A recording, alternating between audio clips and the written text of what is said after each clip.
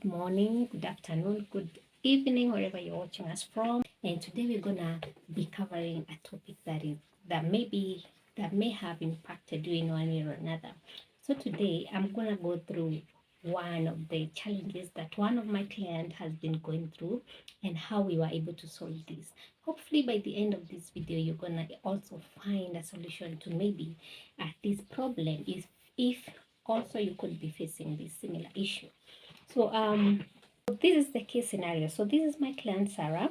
That is not her real name, definitely, and she has a 14 weeks old baby. You can see this is the 14 weeks old baby. We can call him maybe Julio, something like that. So this is Julia here. He's 14 weeks old, and Sarah is a stay-at-home mom. So I want you to take note of that. All right. And then this was her problem on should I breastfeed on demand or should I create a schedule? And we're gonna see why this was such a big issue for her, and it was creating a lot of confusion.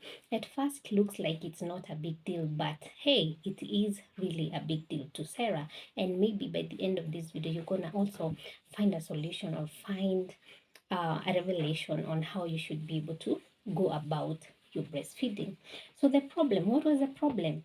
So I hope you can all see here some of these notes that I've written here. So the problem, let me just come this way. I hope you can still see me. So the problem, she has been breastfeeding on demand, which is amazing. It is amazing that she has been breastfeeding on demand, and she really didn't mind that because remember we said that she is a stay-at-home mom currently, so she has some time to breastfeed. So she has been breastfeeding on demand and she didn't mind it at first. But now she has started questioning if it is actually the best approach. And why so? Why so?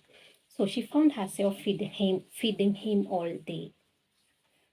So do you think, type in the comment section, is Sarah's problem valid? So she found herself feeding Julio all day, and that was kind of, exhausting to her, or, what do you think was in Sarah's mind? And, or do you think that this is a valid concern to Sarah?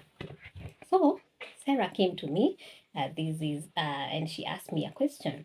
So would a feeding schedule, this is Sarah's question here. Would a feeding schedule help Julio feel more secure or help him sleep longer stretches? So that is the question that Sarah asked me in one of our sessions. Should I stick to or should I stick to feeding him whenever he feels hungry? So that was her dilemma. So she was feeling like if she started developing a particular schedule, maybe Julio could be sleeping maybe for longer stretches of time, or he could be, feeding better. Or she was also wondering, should I just continue with this breastfeeding on demand, because I have heard that this is the very best approach. So, but let us critically, as I started working with Sarah, I was able to critically diagnose her struggle. And Sarah's struggles were as follows. So she felt like she was breastfeeding non-stop. Can you imagine? So she felt like she was breastfeeding non-stop, and that was not a nice thing. Can you imagine you waking up every day, 8 a.m., and by 8 p.m. you're still breastfeeding? Like, she was feeling like she was breastfeeding all around the clock non-stop. And then she wondered if she was creating a habit that might be hard to break. So she wondered if she wondered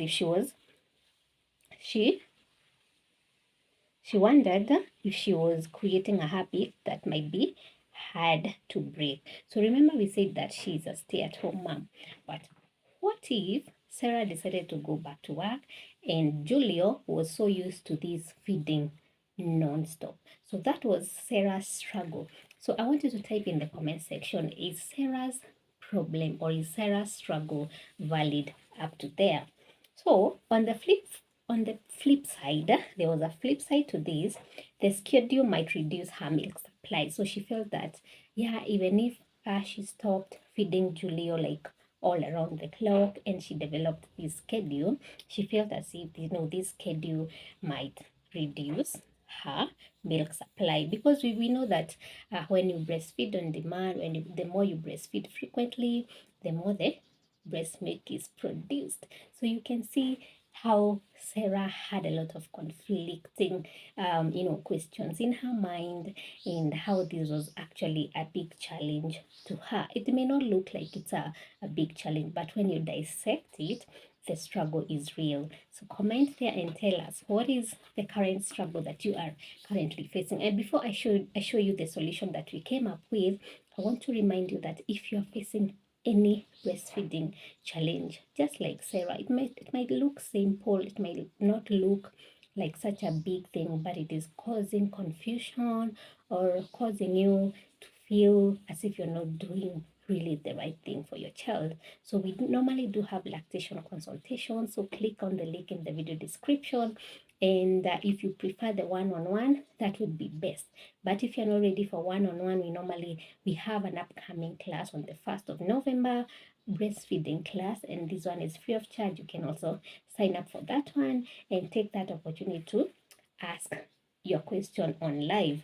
So let us see the solution that Sarah and I came up with. So this is the solution. So the solution I gave to Sarah was she should take the balanced approach. She should take the balanced approach. So this is what it meant. By balanced approach, I meant that she didn't have to choose strict feeding intervals or all day feeding. So she didn't have to breastfeed Julio like all around the clock, and she also didn't have to choose a strict feeding schedule. And this is how you're gonna do it. So how was she going to be able to do this? So the approach we came up with was find a natural rhythm that work for both of them. So we found a natural rhythm that worked for Sarah and Julio. And how did we do this? So number one thing that we did, so we watched for patterns, and by this I mean we started tracking. So throughout the day, when was Julio feeding? So we found out that Julio was feeding at least after every 2 hours. So we decided that Sarah is only going to be feeding Julio only after about 2 hours. So by this I mean she was not gonna just be dishing out the boob every time, anytime, but at least after every 2 hours, Julia was going to be ready to breastfeed. So that is what we found out after tracking the feeding schedules. And then number two, create a loose routine. So create a loose routine. So by this I mean, can you according to the natural rhythm that you found out that Julia was feeding on, we decided that we are gonna create some loose routine around that time. So it could be around nap time, could be around feeding playtime or bathing times.